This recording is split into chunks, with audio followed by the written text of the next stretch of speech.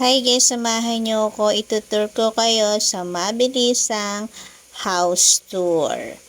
So, charan! Dito tayo sa second floor. Inuna ko nga pala yung CR dito sa may master's bedroom. Ayan, simple lang yung CR. Hindi gaanong malaki. Ito yung master's bedroom. Mayroon siyang built-in cabinet. May mga gamit na rin. Of course, hindi mawawala ang mga pillow. Of course, and the bed. Napakaganda ng bed frame. So, wala pang laman yung loob ng mga cabinet, of course. Pero may mga iba ng displays dito. Like that. So, yan yung pinakang master's bedroom. And dito naman tayo sa second room.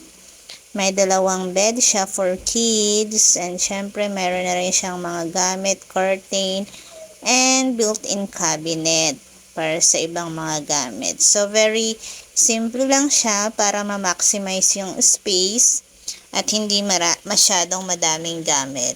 So, punta tayo sa baba. Ayan, high ceiling siya.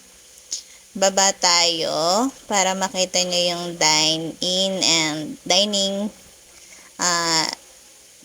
room and living room. Ito yon.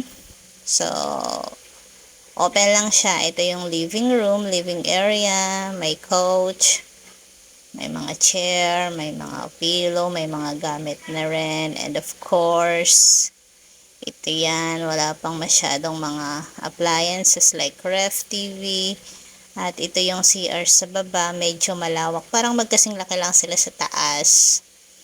Ayan. And syempre, nandito na rin sa loob yung kitchen sink at iba pang mga gamit. So, dito sa labas, yung dirty kitchen, para for example, ay gusto mo yung mga ihaw-ihaw, sa labas pwede rin. Actually, pwede rin siyang i-extension. Ayan, yan yung taas, CR sa taas, ayan. Pwede siyang i-extension. Ayan, kung gusto lang. At ito yung sa palabas, sa may garage. Ayan.